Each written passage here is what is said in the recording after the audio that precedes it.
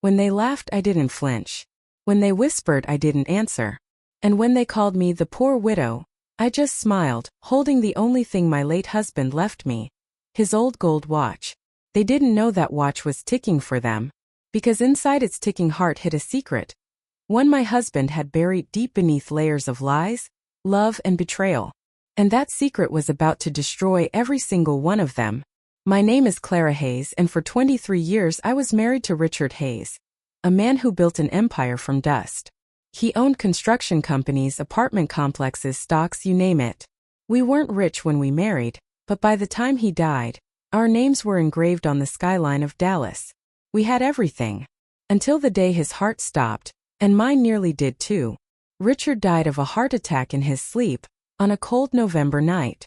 I remember the faint smell of cedar from the fire, the soft hum of rain outside, and the way his hand slipped away from mine forever. It wasn't just the end of a life. It was the beginning of a war. At the funeral, his relatives came like vultures in black. You could smell the perfume of greed through their fake tears.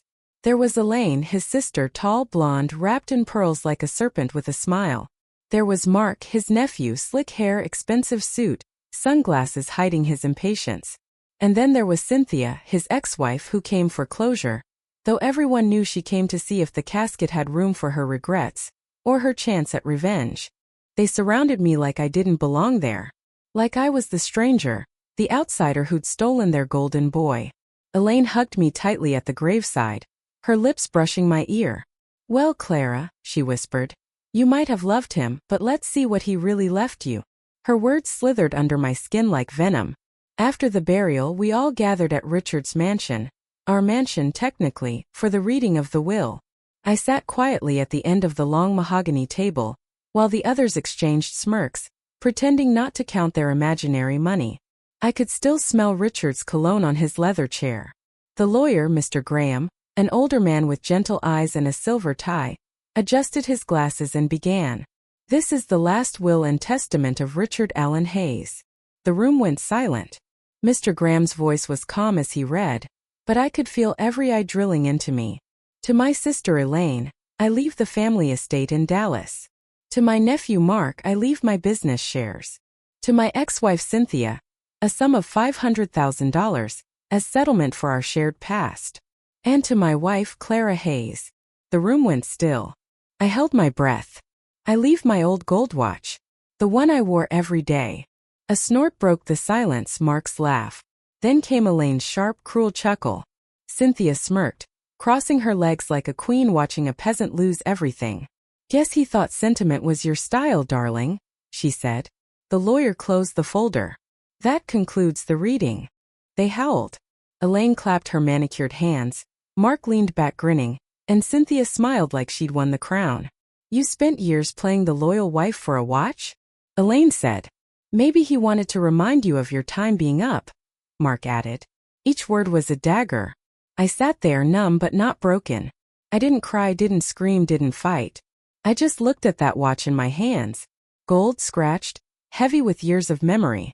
It was the first gift he ever gave me when we were young and poor, long before the money, before the fame, before his family turned us into outsiders in our own lives.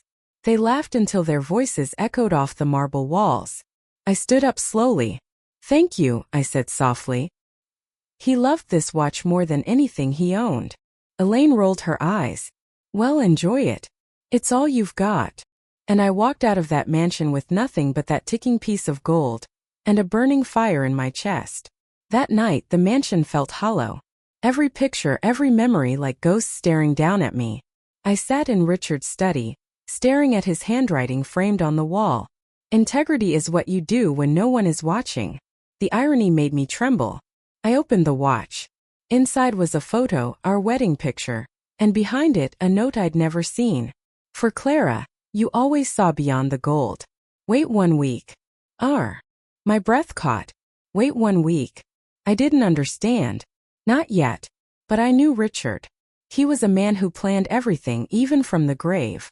It was exactly 7 days later. The phone rang. "Mrs. Hayes." It was Mr. Graham's voice, urgent. "Yes. I need you to come to my office immediately. There's another document." I froze. Another will? Yes, he said slowly. Your husband left. A second will. It was sealed with specific instructions to open it 1 week after the first. I felt the air leave my lungs. What does it say? You'll want to hear it in person, Mrs. Hayes.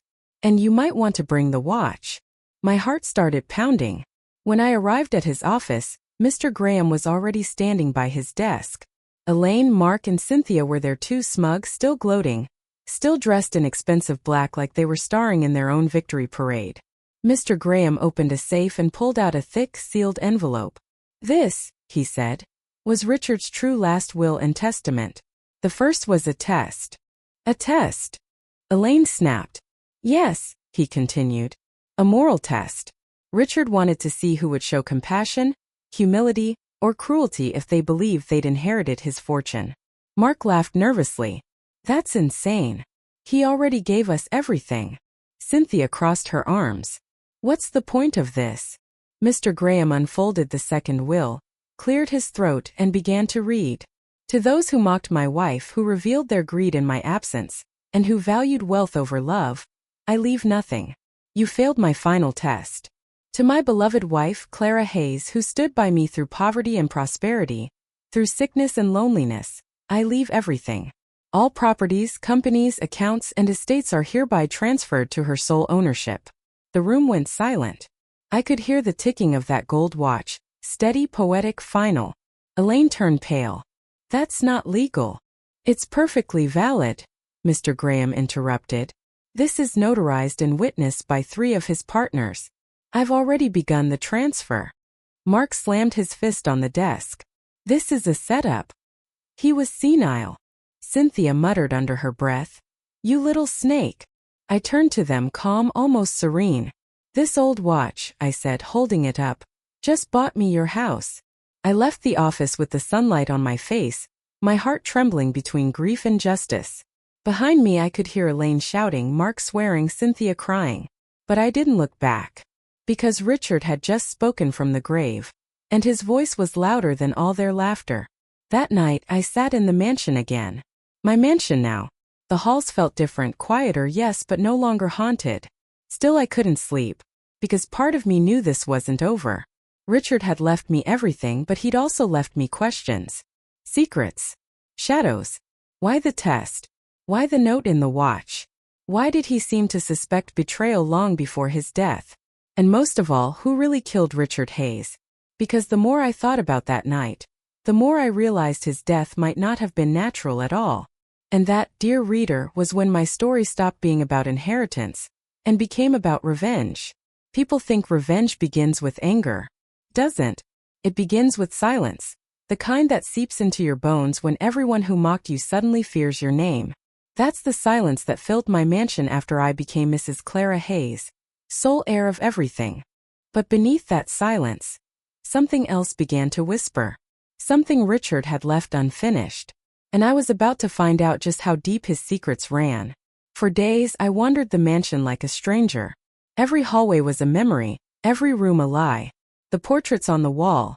Richard shaking hands with politicians, smiling with business partners, looked almost alive watching me. I tried to move on. But at night, I'd wake up to the sound of that gold watch ticking on the nightstand, louder than before. Tick, tick, tick, like it was counting down to something. One evening I decided to sit in his study, the one room no one ever entered except him.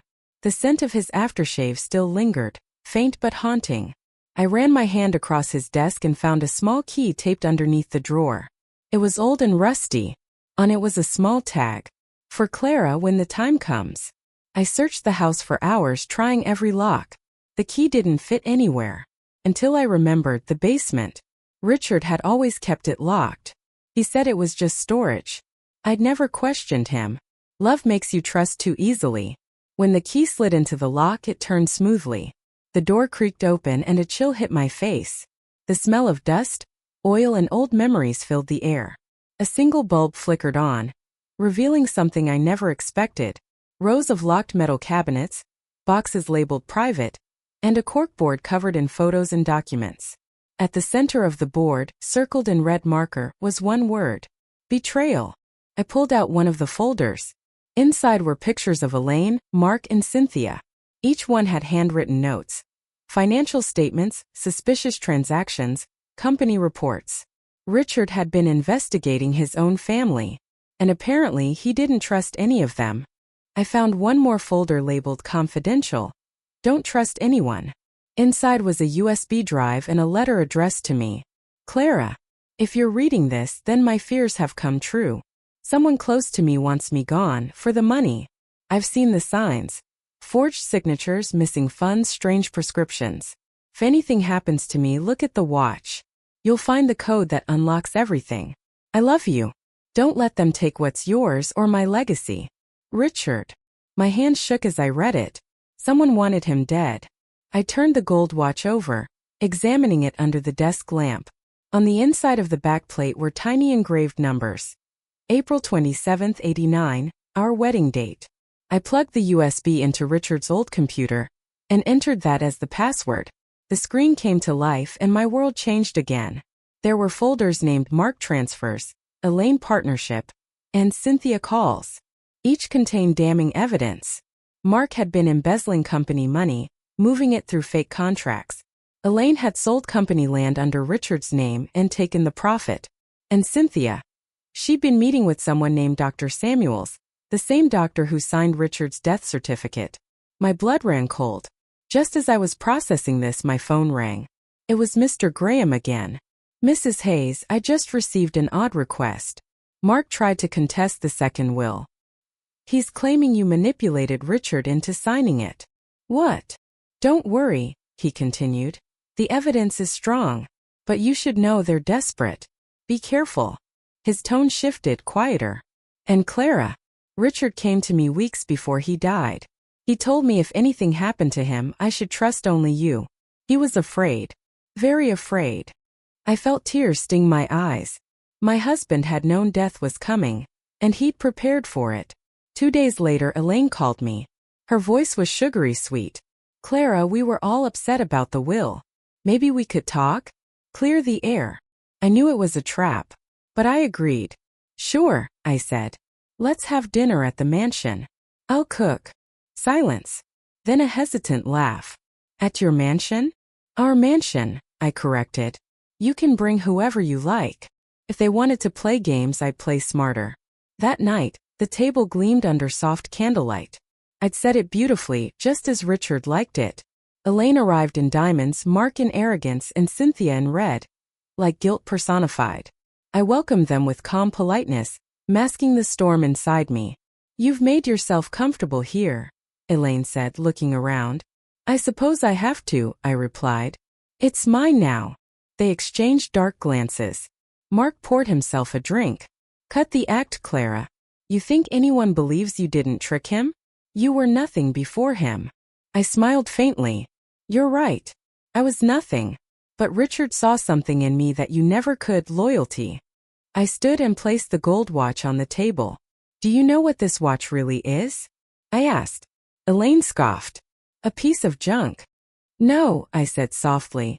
It's proof. Their faces shifted. Proof of what? Mark demanded. I leaned closer. That one of you murdered Richard. Mark froze, glass halfway to his lips. Elaine went pale. Cynthia's smirk vanished. That's ridiculous, she said quickly. Is it? I replied. Because Richard's computer says otherwise. The same computer where he stored your transactions, your meetings, and Cynthia's visits to Dr. Samuels, the doctor who prescribed those pills that stopped his heart. Cynthia stood up, trembling. You don't know what you're talking about. Oh, I do, I said quietly. And so will the police. Mark slammed his fist on the table. You won't ruin us. Elaine hissed. You think anyone will believe you? You're just the widow. I'm the widow who owns everything, I said, my voice like ice. And Richard didn't just give me his fortune. He gave me his evidence. The room erupted. Elaine screamed that I forged everything. Mark shouted threats. Cynthia tried to leave, but I blocked her path. Richard knew you all wanted him gone, I whispered. He told me once, when the money smells stronger than love, run. But I didn't run. I stayed. And now I'll finish what he started. Mark lunged toward me. Before he could touch me, I pressed a button on my phone. A recording started playing, their voices from just seconds ago. Every word, every threat, every denial. Smile for the camera, I said. There are hidden cameras in the chandelier. Everything tonight is recorded. Elaine gasped. You planned this? No, I said. Richard did. And right then the front door opened. 2 detectives stepped inside. Cynthia broke down first. She confessed that Dr. Samuels had prescribed extra doses of medication to help Richard sleep, paid for by Mark's company funds. Elaine had forged documents to make it seem like Cynthia was owed money, while Mark helped cover the trail. But Richard had already found out, and written the second will right after. It was poetic justice. They'd all betrayed him, and he'd left them one last trap through me. The detectives led them away in handcuffs. I stood at the top of the staircase, clutching that gold watch as their screams echoed through the halls they thought they'd own. After they were gone, I went to Richard's study one last time. I placed the watch on his desk and whispered, "It's over, love. They can't hurt us anymore." I sat there for hours just listening to the silence. A peaceful silence this time. But as I turned off the lamp, I saw something glimmer beneath the desk drawer. A sealed envelope I hadn't noticed before. It was addressed to me. The handwriting was unmistakable. Richard's. My Clara. If you've come this far, you've already uncovered the truth. But there's one more secret. One that will change everything you thought you knew about me, about them and about my death. Go to the cottage by the lake, the one where we spent our first summer. Look under the floorboards. There you'll find the real story. I love you and I'm sorry. The letter slipped from my hands. Because that cottage, that old, beautiful, forgotten place, had been locked for years. And Richard had sworn never to go back there. I drove to the lake that night, heart pounding. The moonlight shimmered on the water like ghosts dancing. The watch ticked in my palm, the same steady rhythm that had guided me through betrayal and grief. But as I stepped into that cottage, I realized something I hadn't before. This wasn't the end of my story. It was just the beginning of Richard's final secret. A secret that might destroy me too. They say the dead can't speak. But when I opened the door to that old lake cottage, I swear I could feel Richard's presence whispering through the dust and the dark. The air smelled like pine and memory, like summers that never came back.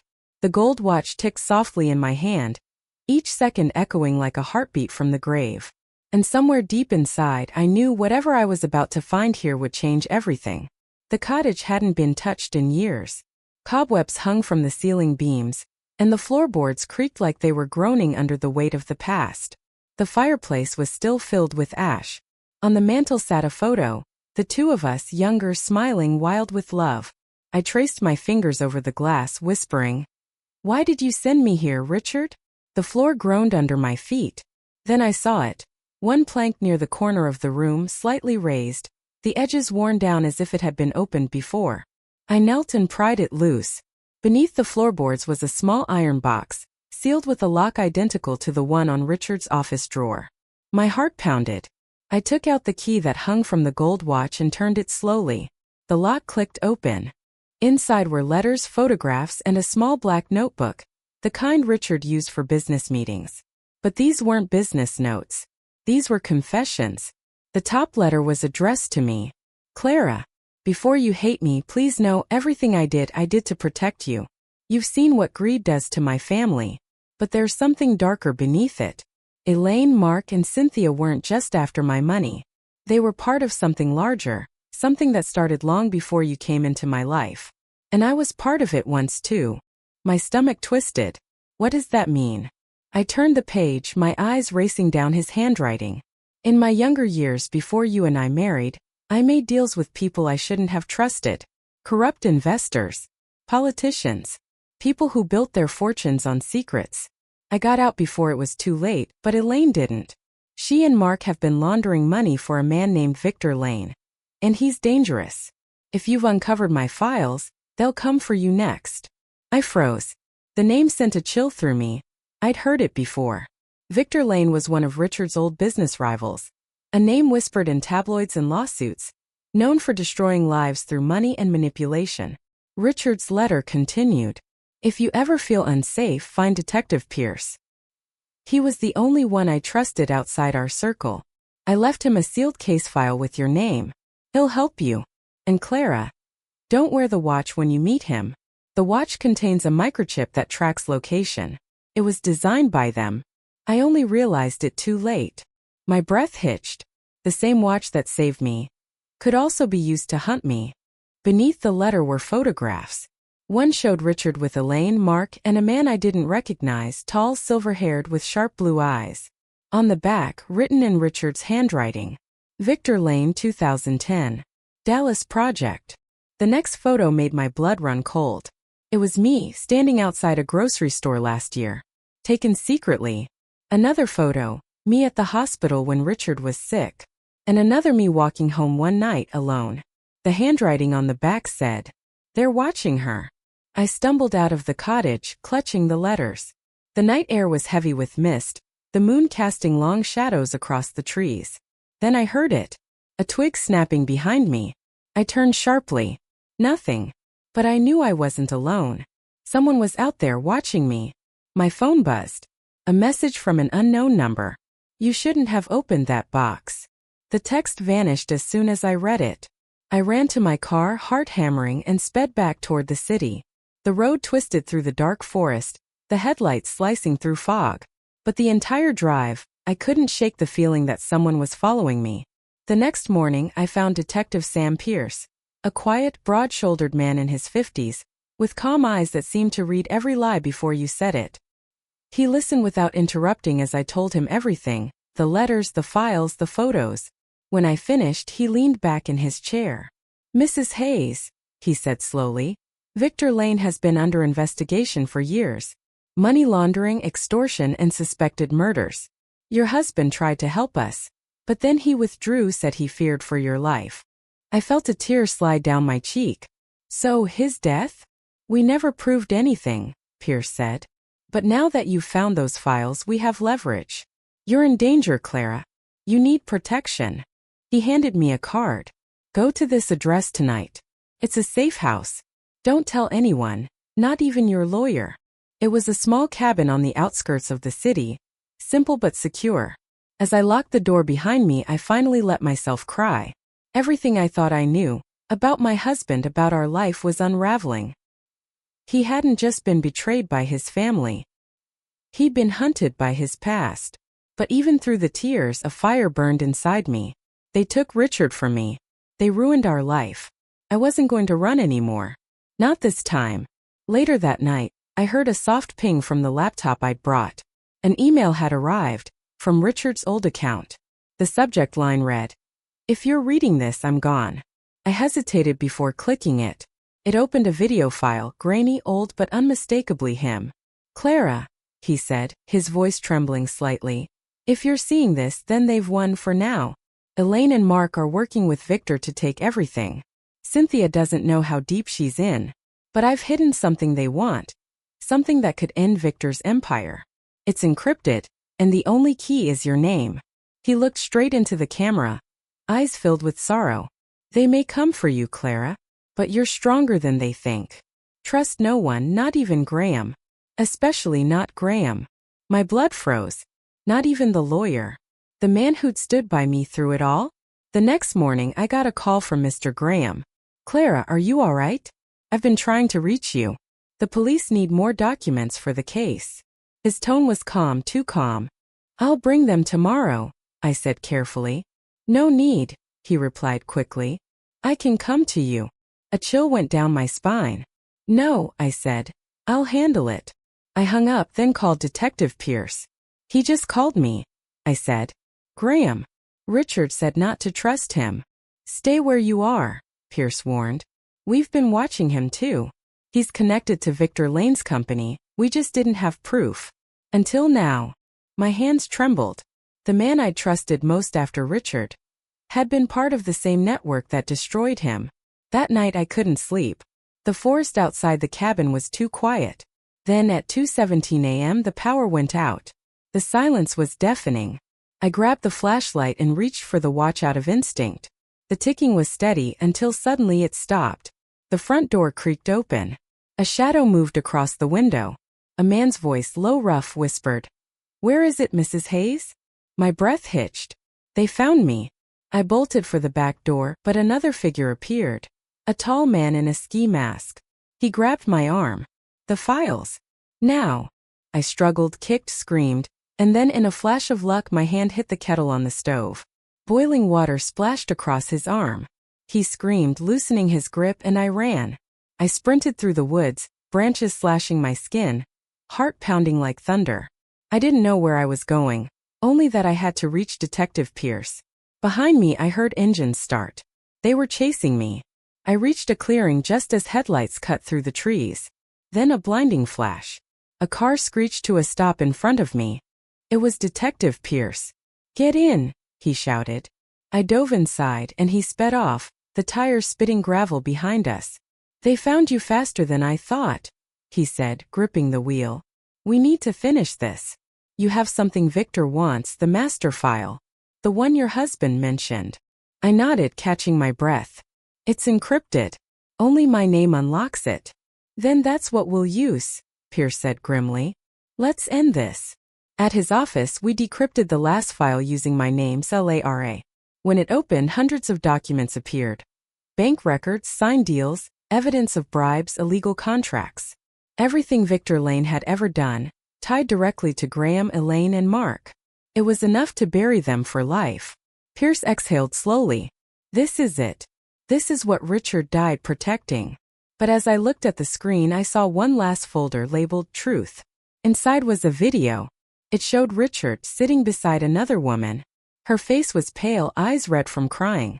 She looked about my age. "This is for Clara," Richard said in the video. "She deserves to know everything. Even the part that will hurt." He took her hand. "This is Emily. My daughter." I froze. My voice broke. His daughter. Pierce looked at me with quiet sympathy. "He must have had her before you met." But it wasn't just that. In the video, Richard continued. "She doesn't know who I am publicly. I've supported her in secret for years. Elaine found out and used it to blackmail me. I thought I could fix it, but they turned it into something darker. I lied to protect her. And you." Tears streamed down my face. Everything, the secrecy, the fear, the second will, it all made sense now. He wasn't hiding greed. He was hiding guilt. And yet I couldn't hate him. Because even his lies were born from love, twisted, broken love, but love nonetheless. Pierce turned to me. "Clara, we can end this tonight. Expose Victor. Free Richard's name." I wiped my tears and nodded. "Let's burn them all." As dawn crept through the blinds, I held the gold watch one last time.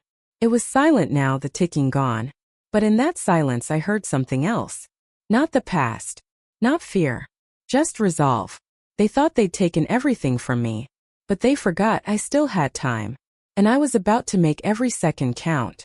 When I woke up that morning, the sun painted my new bedroom in shades of honey and gold, but all I could feel was cold. The kind of cold that lingers deep in your bones when you realize that peace doesn't come automatically with power. The mansion was mine now. Every chandelier, every marble tile, every inch of the land that once whispered with arrogance, all of it was under my name. Yet, as I sat at the edge of the bed, I couldn't stop hearing their laughter from that night. The night they mocked me when the first will was read. "Nothing but his old watch," they'd said. "Poor little widow," they'd sneered. Now that same watch rested in my palm. Its silver frame glinted like a ghost of my husband's memory. When I turned it over, I noticed something I hadn't before. An engraving. Faint but clear. "Time reveals all." My breath caught. That wasn't just a sentimental line. That was my husband speaking from beyond the grave. Later that day, the lawyer, Mr. Denton, came by again. He looked both proud and cautious, the kind of expression people wear when they know they're about to witness either gratitude or fury. "Mrs. Aldrich," he began, "I hope you're settling in." "As best as one can," I replied, offering him tea. "Though I can't shake the feeling that this house still breathes their shadows." He sighed. "I suspected that would be the case. People like your husband's relatives rarely go down quietly. You should be careful." "Careful?" I asked, brow raised. "Of what?" He hesitated, then slid a folder across the table. "Since the second will was filed, we've had inquiries. Calls from Henry and Lillian mostly. and one anonymous request to challenge the will. I laughed softly. Anonymous? That must be them again. Hiding behind cowardice. He nodded. Most likely. But ma'am, there's something else. Something your husband wanted me to give you. Only after you had full possession of the estate. My heart began to race. Another letter? He smiled faintly. Better. He reached into his briefcase and pulled out a small black velvet box. Inside was a silver key, old and slightly tarnished. What does it open? I asked. The study, he said. Behind the bookshelf on the east wall, there's a hidden compartment. He said you'd understand once you found it. That night I entered the study, a place I hadn't dared step into since the day they buried him. The air smelled of leather and whiskey, and his favorite records were still lined neatly on the shelves. I touched the desk, running my fingers across the surface where he once signed his name on countless documents, sealing the fate of businesses, and now of legacies. With the key trembling in my hand, I knelt beside the east wall. The bookshelf loomed like a silent guardian, filled with dusty novels and ledgers. I ran my hand along the edge until I felt a faint metallic click. The shelf swung open. Behind it, a narrow vault, its door engraved with the same phrase. Time reveals all. I unlocked it. Inside was a small leather-bound journal, a bundle of letters and a flash drive. My husband's handwriting scrawled across the first page. If you're reading this, my love, then they've already shown who they are. I couldn't stop them while I lived, but I could make sure you saw the truth. Every penny, every lie, every betrayal, recorded here. The watch was never worthless. Inside it lies a microchip, containing evidence that will destroy their facades. I froze. Evidence? Of what? My fingers shook as I opened the next page. There were copies of bank statements, secret transactions, proof that Henry had been embezzling company funds for years, funds that rightfully belonged to my husband's firm. Lillian's husband, too, had been involved, falsifying tax records, laundering money through shell companies. My husband knew. He knew all along. And the first will, that humiliating testament that left me nothing, it had been his trap, his final act of poetic justice. The next morning, I walked into the lawyer's office with the flash drive in my hand. Mr. Denton, I said, calm but burning inside, I think we should invite the family over for a reunion. He looked at me sharply. You're sure you want to do this? Oh, I've never been more sure of anything in my life, I replied. When they arrived at the mansion, they were dressed to kill, metaphorically and perhaps literally. Henry's fake charm, Lillian's crocodile tears, even her husband's smug grin. All returned as if we were actors in the same twisted play. Well, Lillian said, forcing a smile, seems like you've made yourself comfortable, dear. Enjoying your house. Immensely, I said. Especially the study. That made them pause. Henry's eyes narrowed. What about it? I tilted my head. Let's just say my late husband left me a few surprises. Turns out, his watch wasn't so worthless after all. They exchanged quick, nervous glances. I could see the fear start to flicker behind their arrogance. I walked over to the large flat-screen TV and inserted the flash drive into the port. The screen lit up. Rows of bank transfers, names, and offshore accounts appeared. Then came photos, videos, voice memos, my husband's own documentation of their crimes. The color drained from their faces. What is this? Henry stammered. Oh, come on, I said softly. You know exactly what it is. You can't show this to anyone. Lillian hissed. I smiled faintly. I already did. The lawyer. The board of directors. The authorities. There was a moment of silence. Then the panic began. Henry grabbed his phone, calling someone, maybe his lawyer, maybe his accomplice. Lillian started crying, babbling about misunderstanding, about family, about forgiveness. Family, I said, stepping closer. You only remembered I was family when you thought I had nothing. Now, you'll remember me when you have nothing. The room fell dead silent except for the faint ticking of that old watch on my wrist. That night, after they left in humiliation and fear, I walked into the garden. The wind was soft, the stars dim, but the air felt lighter, freer. I looked at the mansion one more time. My husband's portrait hung above the grand fireplace inside, watching, almost smiling.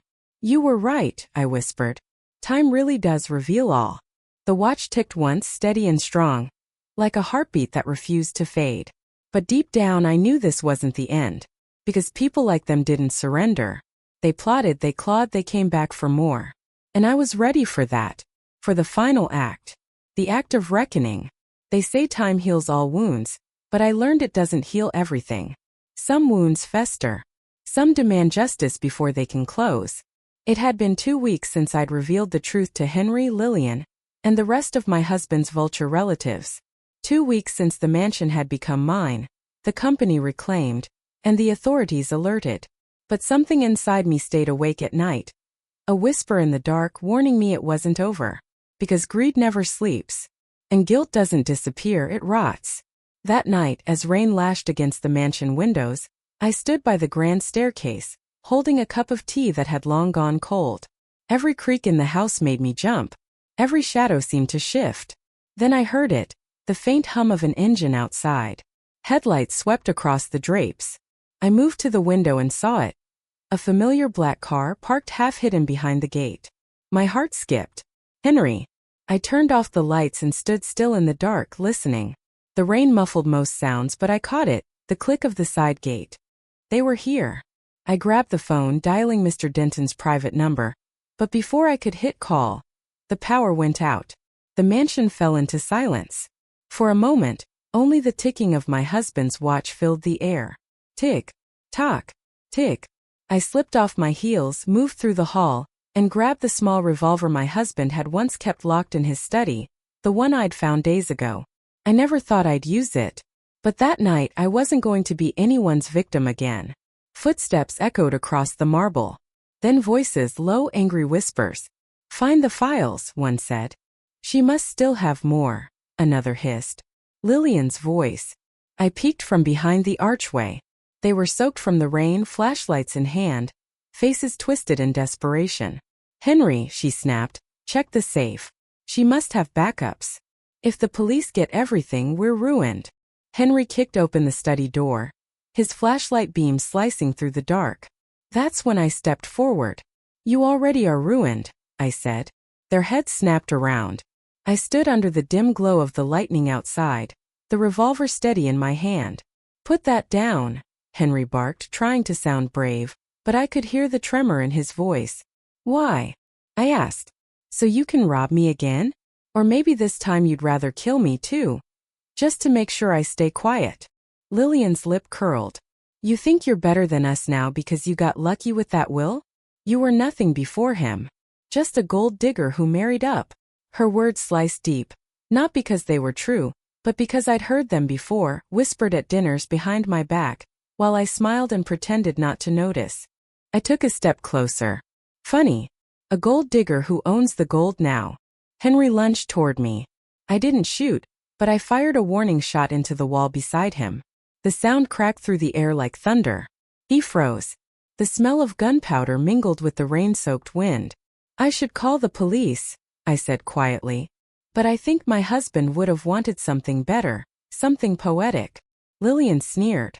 You don't scare us, sweetheart. Oh, I think I do, I replied. Because you still don't understand what you've lost.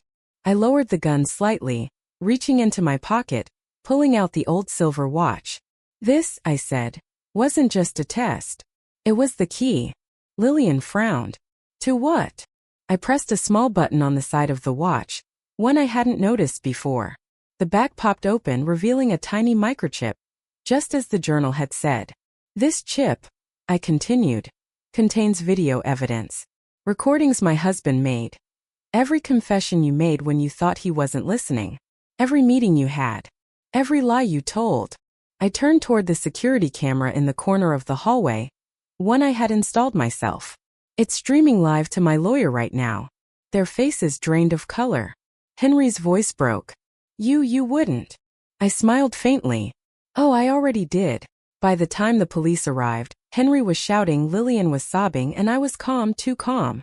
The storm outside had eased, replaced by the low wail of sirens. They were taken away in handcuffs, their designer clothes soaked and dirty. Henry tried to glare at me one last time as they let him past, but his eyes only showed defeat. Lillian whispered something as she passed me. Something I'll never forget. You'll die alone in that big house, she said. Maybe she thought it would hurt me. But I just looked down at the watch and whispered back. At least I'll die with a conscience. Days later, Mr. Denton visited again, carrying an envelope.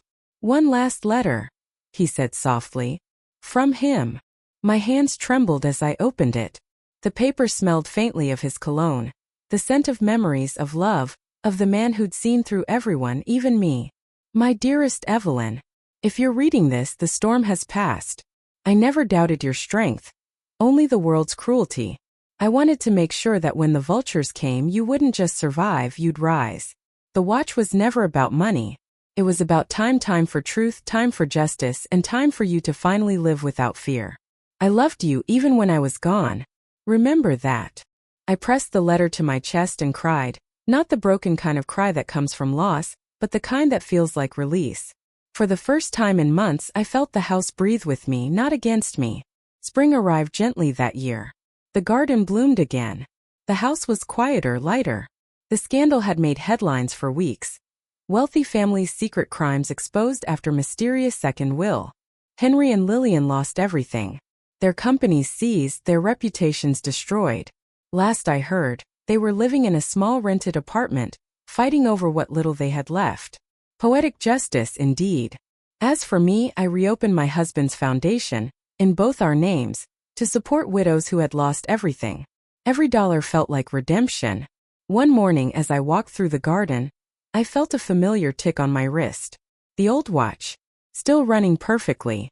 I smiled and whispered, "Thank you, love. You were right all along."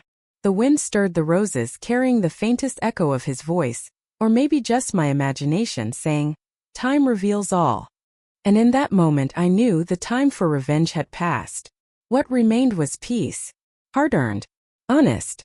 Eternal. They laughed when I said I was poor. They mocked the widow who had nothing but a watch. But the watch never lied. It ticked through betrayal, through greed, through darkness. And when the lawyer read the second will, it wasn't money I inherited. It was justice. Because sometimes the richest thing a person can own is time.